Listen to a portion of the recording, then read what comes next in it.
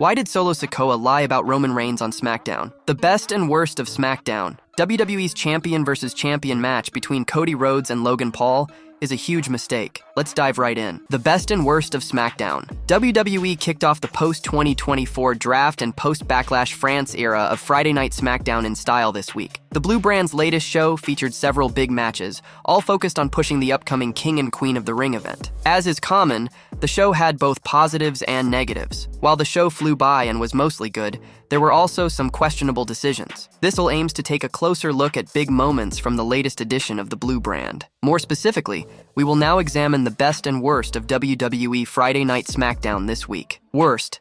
Baron Corbin and Candice LeRae didn't need to lose in their post-draft debuts. WWE Friday Night SmackDown was a wrestling-heavy show with 6 matches on the card. These bouts were all part of either the King of the Ring tournament or the Queen of the Ring tournament, with just about every match delivered or over-delivered. Still, some of the outcomes left a lot to be desired. Carmelo Hayes versus Baron Corbin, for example, was an excellent match. The latter is rejuvenated, and the crowd gets behind him, only for the Lone Wolf to lose. This could kill off his momentum on the brand before it even really begins to take shape. The same can be said for Candice LeRae versus Bianca Belair. The match was the shortest night, and while Candice got some offense in, she lost to Bianca. Belair didn't necessarily need this victory. It would be much better for Corbin and LeRae to just not be in the tournament rather than losing upon their post-draft debuts. Best, Jade Cargill is putting it together. Jade Cargill was a question mark upon joining WWE. While she has always had the look and presence of a star, some questioned if she could deliver in the ring. The company seemed sure they could help her develop, though,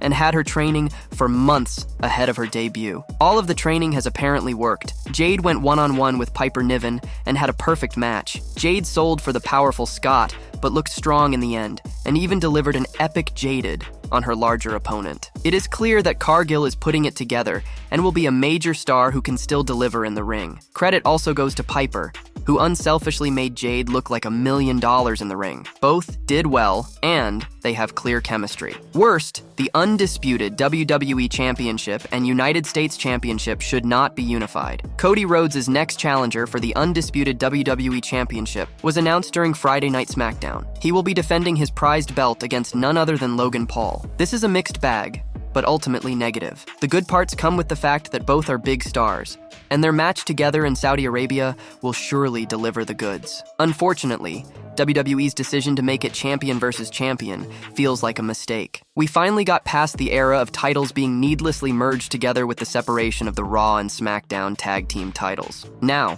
we're taking a massive step back. If one star holds 2 titles, it makes it more challenging for everybody else on the roster to get acclaim and attention. Having the United States title on the line also feels like a bad idea. Best, the Bloodline twist continues to keep things interesting on SmackDown. The best part of Friday Night SmackDown was again the Bloodline. WWE continues to do incredible work with this ongoing saga, and this week was no different. While they were seen more than once in the night, the true genius came in a backstage vignette. Solo Sikoa and Paul Heyman had a private talk. Solo asked Paul if it was true that he hadn't spoken to Roman Reigns since WrestleMania. Heyman confirmed it, but Solo shocked Heyman by claiming that the enforcer of the Bloodline has talked to Reigns. Sikoa then claimed that Roman had put him in charge, and Paul Heyman was to act as his wise man. This was a dramatic segment with much tension, especially when Tama Tonga and Tonga Loa showed up menacingly in the background, like the hyenas in The Lion King. Solo is trying to steal the throne on SmackDown, or is he? There's also the genuine chance that Roman Reigns did talk to Solo, and he continues to pull the strings behind the scenes. Both options are fascinating. UWE's champion versus champion match between Cody Rhodes and Logan Paul is a huge mistake. Cody Rhodes may have had a memorable outing at Backlash France, but he must immediately shift his focus to the 2024 King and Queen of the Ring Premium Live event. In a surprise twist, SmackDown general manager Nick Aldis chose United States champion Logan Paul as the American Nightmare's opponent for the upcoming PLE in Jeddah, Saudi Arabia. At the time of writing, Rhodes versus Paul is being advertised as a champion versus champion match. However, it remains to be seen if the Maverick will put the United States Championship on the line, as there was no clear indication. While the speculation is not yet determined, it was a mistake for WWE to book a champion versus champion match between Cody Rhodes and Logan Paul. Number 1. Logan Paul may outshine Cody Rhodes. After Nick Aldis introduced Logan Paul as Cody Rhodes' opponent, the two SmackDown superstars engaged in an intense war of words. Throughout the segment, the social media sensation exemplified his self-proclaimed superiority over the undisputed WWE Champion. For example, Rhodes won the 2023 Men's Royal Rumble match, but Paul's viral mid-air collision with Ricochet received more mainstream attention. The Maverick firmly believes that he and IShowSpeed were more significant than Rhodes finishing his story at WrestleMania XL. Paul's intentions were clear. He wanted to show the American Nightmare that he was the bigger star. Thus, there is a possibility that Logan Paul could again steal the spotlight away from Cody Rhodes in Jeddah, Saudi Arabia. The social media megastar is immensely polarizing and a massive star in the region. Hence, the crowd could be more invested in him. Paul also has incredible in-ring prowess and athleticism. His skill could undermine Rhodes' work in the squared circle. While the Maverick outshining the American Nightmare is not necessarily a drawback, it would certainly raise questions about Cody Rhodes' capacity to lead WWE in the new era. Number 2. Rhodes versus Paul deserves a stronger build. Considering Logan Paul's influence in the Kingdom of Saudi Arabia, his upcoming champion versus champion match with Cody Rhodes at the King and Queen of the Ring Premium Live event will sell itself. However, the Rhodes-Paul saga has substantial storytelling capacity, and 3 weeks is not sufficient time to build a compelling story to keep fans invested in the long run. Both men have immense respect for each other as WWE superstars. Paul publicly supported Cody Rhodes in the We Want Cody movement earlier this year. The creative team could have worked the mutual respect into their on-screen program. Eventually, this recognition could have quietly turned into disdain. At the moment, Paul seems like a throwaway opponent, which is a little underwhelming because the American Nightmare versus the Maverick is a marquee match worthy of main-eventing SummerSlam. Number 3. A double champion could lead to extreme confusion and saturation. Although the terms of the match have not yet been made clear, it appears as if the winner of Cody Rhodes versus Logan Paul would become a double champion, which is a questionable move. First and foremost, having a double champion creates a mess in the division. If the titles are unified, they will be considered a single entity, as was the case when Roman Reigns unified the WWE Championship and the Universal Championship in 2022. However, if they are not, the eventual winner would have to overwork themselves and pull off double duty, which is seldom sustainable in the long run. WWE attempted something similar with Seth Rollins and Becky Lynch in 2015 and 2019, respectively, but both champions quickly dropped one belt. More importantly, a double champion would saturate the competition. Only upper mid-card and main event level superstars would practically be eligible to compete for the undisputed WWE Championship and the United States Championship. Undercard talent would be effectively removed from the title picture. Mid-card stalwarts like Shinsuke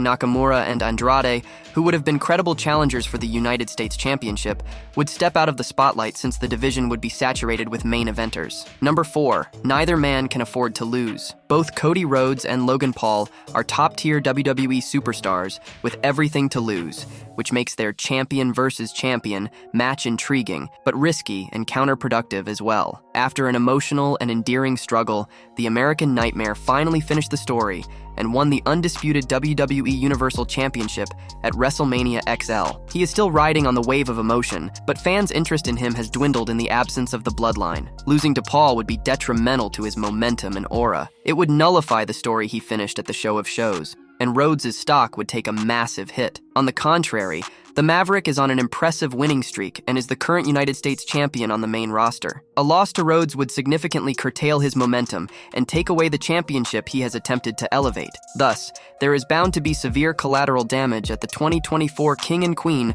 of the Ring Premium Live event in Jeddah, Saudi Arabia. Why did Solo Sikoa lie about Roman Reigns on SmackDown? Solo Sikoa and Paul Heyman had an interesting exchange on the latest episode of WWE SmackDown. After Heyman mentioned that he, and not Roman Reigns, took the tribal chief out of WWE Draft 2024, Sikoa addressed that revelation with the Wiseman. The tribal heir disclosed that even though Heyman hasn't spoken with Reigns since WrestleMania 40, he has. Sikoa maintains that Roman put him in charge of the Bloodline while he's away from WWE. He also said that Heyman is still the group's Wiseman. Was Solo Sikoa being forthright with his words to Paul Heyman, or was he playing the game like the Wiseman? The next 4 possible outcomes could have played out if Sikoa actually spoke with the head of the table. Number 1. Solo and his new Bloodline took Roman Reigns out of the picture. The thing about power struggles is that leaders aren't forever. An enemy or an ally can often cause the downfall of a powerful person like Roman Reigns. Being the tribal heir means that Sikoa would take the Bloodline over someday. Since Reigns lost to Cody Rhodes at WrestleMania 40, Sikoa felt that time was now. Naming him the tribal tribal heir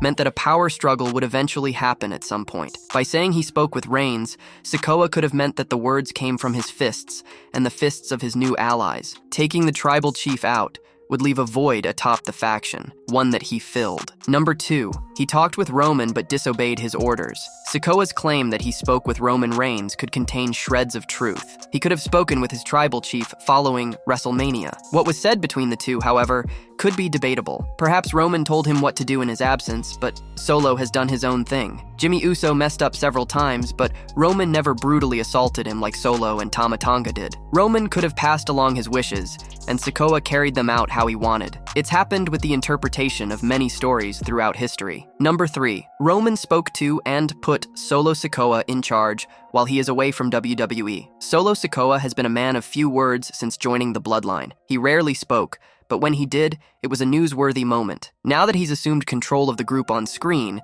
he's talked more and more each week. The only person who truly knows if Solo spoke with Roman is Roman. Since he was highly emotional after the show of shows, he may have wanted to speak with a family member, not Paul Heyman. In that conversation, he could have told Solo Sikoa to take control of the group and do what was needed to do to get the Bloodline back on top. That type of conversation would make sense with the way the faction has been rebuilt since WrestleMania 40. Number 4, Solo Sikoa lied like Paul Heyman lied. The most likely outcome was that since Heyman lied about Reigns' draft status, Solo Sikoa returned the favor by claiming he spoke with the tribal chief. It would make Heyman feel worse about his standing in the group, since Roman chose to talk with someone other than his wise men after WrestleMania. Losses and lies have consequences, and the last person who Solo claimed to love got a brutal beatdown. Jimmy Uso was an example and cautionary tale for the new version of the Bloodline. Lies are not tolerated, and a hug from the tribal heir is akin to the kiss of death or the black spot. Paul Heyman